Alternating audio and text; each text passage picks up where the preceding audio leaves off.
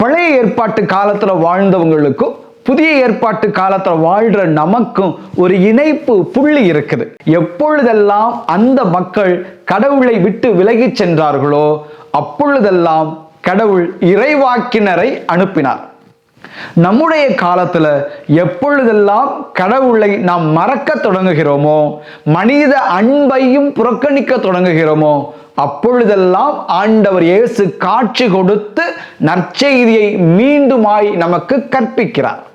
அப்படித்தான் ஆலயத்திற்கு வரவே தயங்கி ஒதுங்கி நின்ற மக்களுக்காக புனித மார்கரெட் மேரி அலகாக்கு காட்சி கொடுத்த இயேசு ஆண்டவர் தன் இருதயத்தை திறந்து காட்டி தன் அன்பை வெளிப்படுத்தினார்.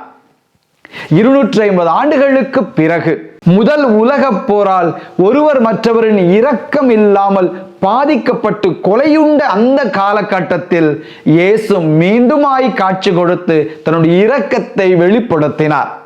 அவர் யாருக்கு வெளிப்படுத்தினார்? உங்களில் பலருக்கு நிச்சயம் தெரிந்தவர்தான்.